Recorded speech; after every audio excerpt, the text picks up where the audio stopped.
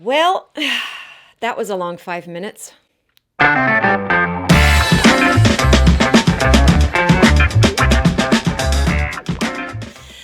Hi everyone, and welcome back to the channel. Thank you so much for joining me here, and yeah, it's been a long stretch. When I saw you last here on this channel back in January, I had every intention on rolling out new content, but then 2021, man, 2021, crazy year. A lot of unpredictable events happened for me personally in 2021, which I will expand on in just a moment. But before I get to that, I want to first say thank you so much to all of you guys who are subscribed to this channel. Thanks for sticking with us. Also to my beloved students and all of you who have been on the waitlist for classes here at the studio, thank you so much for your patience. Plans are being made for a return to classes sometime in 2022, whether in an online format or in person, or perhaps both. We'll have to wait and see. In the meantime, private coaching services are still going strong here at the studio. We are kicking out bookings and filling up that booking board. So if you have a need that comes up, don't hesitate to reach out. Contact information is below for you in the description box. You know, there's a reason why professors take a sabbatical. Typically, you teach for 7 years and then take an entire year off from teaching to explore, travel, get creative. It all goes into the mix of making a professor more well-rounded, fulfilled, and full with their own cup so that they can then pour into others. About 5 years ago, I started to have the inkling that I needed to take a sabbatical. For me, I had been teaching 18 years straight when the pandemic hit, and though I'm not a professor teaching at a university, I am a teacher nonetheless, pouring into other people, and as I shared with you in that video, when COVID hit, I quickly learned that I was overdue for a break. So as much as I wanted to pour my energy back into teaching at the top of 2021, life continued to unfold in such a way as to show me that it was not time yet. And I have learned the importance of listening.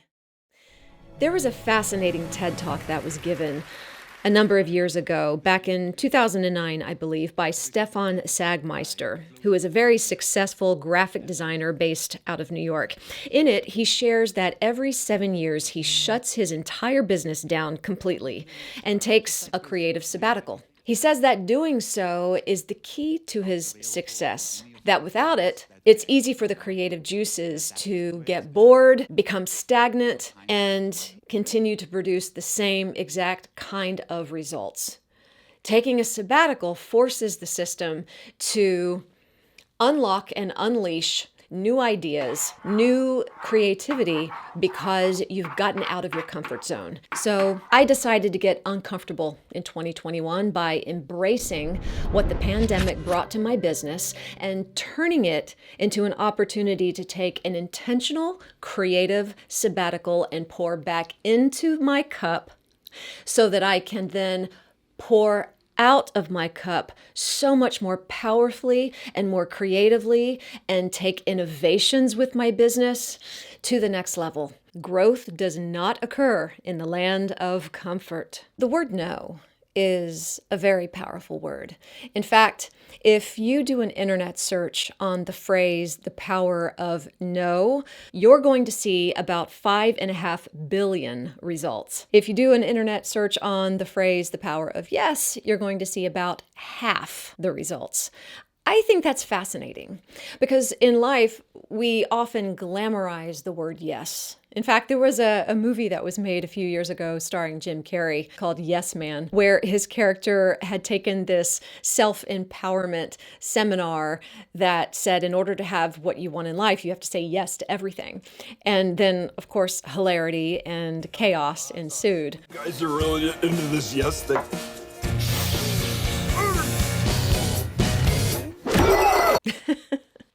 There is power in the word no. Now, I'm not talking about no as a negative connotation. I'm actually talking about using the word no as a facilitator of the yeses that you actually want to have in your life. And no can be a frightening word, especially for artists and actors. Let's just be honest. You know, oftentimes the auditions, they can be few and far between. And so it's really easy to feel the pressure to always say yes, right? But there's power in the word no. Knowing your boundaries, knowing what you will and will not do, and not being afraid to exercise that. You do not have to be a celebrity in order to say no. Every actor at every level can utilize that word and embrace its power. Now, you don't want to overuse and you don't want to abuse the word no, because that will drive your agents crazy, right? But as an example, just listen to what Chadwick Boseman, who was taken from us much too soon, had to say on this very topic. I had agents that, you know, they would give me things that, you know, are more stereotypical, you know, roles that I should take. And I'd be like, and they would tell you, you have to go in for this because it's this director or it's this actor. And I was like, but I want to work with that actor, but I don't want to play that role. Got it. Right. I want to meet him when I'm doing something better than that. You know what I'm saying? And I would even say, because I said no at certain times, it made me available for the things that got me to where I am. So for me, it's always been like, first, who are you? Who am I first? I have to know who I am first to know how to navigate this thing. Because if I'm navigating and I'm becoming something, if I become something that I'm not supposed to become, then I'm in the wrong place, whether I'm made in other people's eyes or not. It's good advice. Listen, the entire point I'm trying to make in this video is whether you're like me and you need to take an intentional time off, a season away from that which is comfortable to embrace that which is not comfortable in order to expand, in order to grow, or whether you just need to say no to a particular audition. Sometimes the best thing that we can do in order to get to the next necessary stage, either in your career or in your life, is to do what is uncomfortable. I'm a teacher. I'm an encourager. It is in my bones and in my blood to do the very best that I can to inspire and guide and help other people. But for a season, I have needed to set aside teaching classes. And that's okay. The time passes very quickly. If there's anything that we have learned over the last year and a half in dealing with this pandemic, is that we do not know what tomorrow may bring. So, as we get ready to turn the page on yet another year, I want to offer up this challenge to you for 2022.